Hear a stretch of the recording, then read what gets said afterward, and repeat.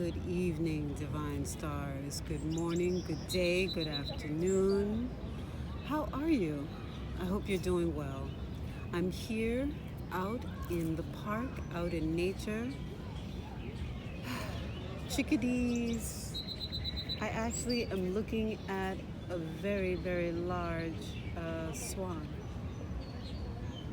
Actually, grooming themselves. It's beautiful out here. And I'm out here to talk to you about divine parents. So if you hear background noise, I'm in the park.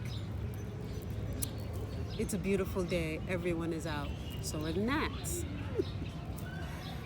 So, divine parents. One of my, followers, one of my subscribers, wanted me to talk about divine parents. And it took me a few weeks to really delve into it, look into it, ask my spirit guides about it. And spirit has shared with me that divine parents is going to be something that's very personal to everyone, of course. And the manner in which you find your divine parents for everyone is going to be a different journey, a different path. For me, that path was pretty straightforward. I had a sidereal astrology chart done for me, and that told me who was on my head, who is my mother, who is my father. And then in that particular system, for the first 28 years of your life or thereabouts, your first Saturn return, you have, that moon sign governing you. And then when you transition into your second 28 year, that's when your sun sign kicks in, and then you have a second set of divine parents that are given to you. In my case, one of those divine parents stayed the same, both in the moon cycle or the first Saturn return, as well as the second Saturn return. And then I did something called an incarnation objective, and that reading brought up one of my divine parents. And then many, many years later, I went into a spiritual practice. And in that system, a very senior priest used the cowrie shell system, the 16 cowrie shells, and actually found out who was on my head, which happened to be the same Orisha deity that was brought up in my sidereal chart, my Madunataire reading, which was my incarnation objective reading. That was the oracle system they used, as well as what the senior priest read out for me. So in my case, my divine parent wanted to be absolutely positive that I knew who she was, okay? And that Orisha, that deity, that spirit is Yemaya, which is why I'm always trying to get near the water, of course, right? So, not everybody has that. Your divine parent doesn't always show and prove in that way. Sometimes, for some people, when they do an incarnation objective reading, aspects of what your divine parent wants you to learn comes up. Meanwhile, your divine parent is still someone else. So I say all of that to say everybody's path to get to their divine parent is different. Yes, Babalaos, senior priests, they can read who is on your head because they are specifically asking who is it. And that can be done with the cowrie shell system, the Delagoon. For Babalaos, the Babalaos use the Delagoon. Or there are others who have different methods where they go into trance with their spirit, they meditate, and then they speak to you and get a sense of who it is, and then they can confirm with a reading. That is how some people do it. And it's up to you to actually feel that it's true or not, because you know yourself, you know kind of the pattern in your life. And once that energy, once that spirit, once that deity is revealed to you, something will click and you'll go, huh, wait a minute. Or in other instances, because that Orisha, that deity, that spirit, your divine parent, has chosen you. Out of the clear blue sky, you weren't looking, all of a sudden, bam, they're in your life. They show up. Something out of the blue, unexpected happens. And this name comes up and you never even heard this name. You don't know anything about this thing. And then you start researching and digging and finding, and then you have this affinity for this spirit, this entity that actually reached out to you. So that's another way, because not everybody has the benefit of having a Babalawo or senior priest in their life.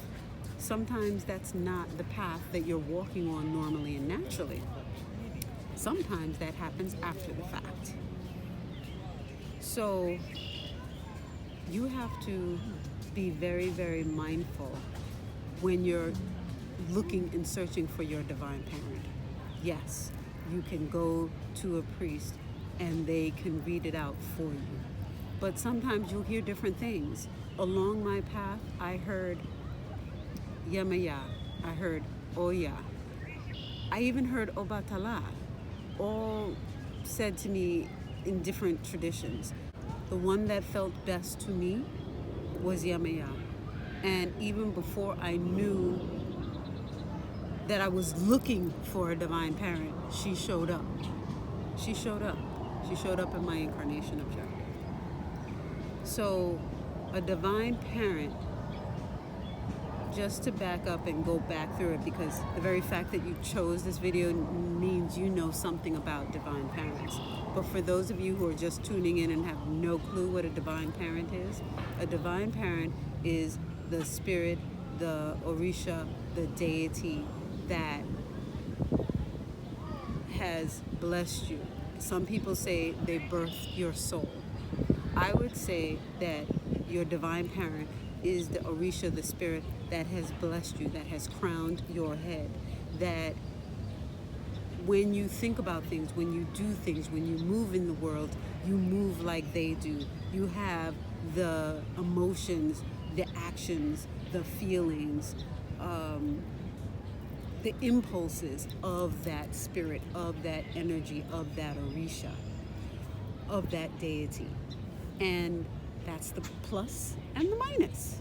So for someone who has Oshun, Heru, on their head as a divine parent, they, whether or not they're physically beautiful, even though usually people who have that are physically beautiful, even if they are not, there is something about them that is so charming, that is so eye-catching. They're charismatic, the way they move. It's just something that pulls you in. That is that Heru energy. That is that Oshun watery energy. She's the life of the party. For the Shangos or the Herus of the world, that energy, they're authoritative. They stand straight. They have a bearing to them. They're very intense, and they can really draw you into conversations while working with you appropriately and helping you to possibly navigate things. And they're going to be good at delegating. So if something needs to get done, you go to them. They're kind of the leader. They take charge, even if they're not in charge. It's just what Shangos, Herus do.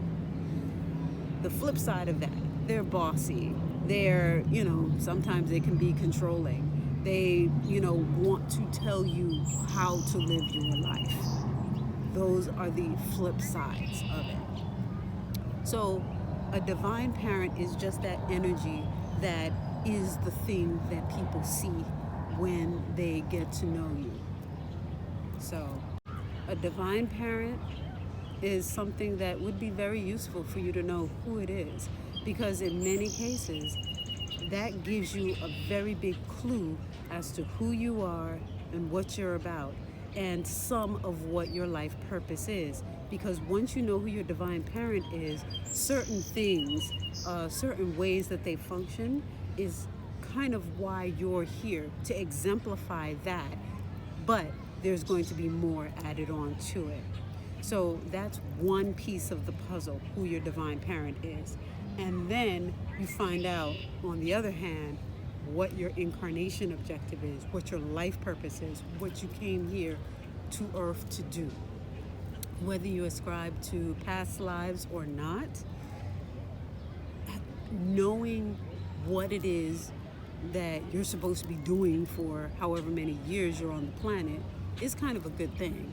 It helps to give you a pathway.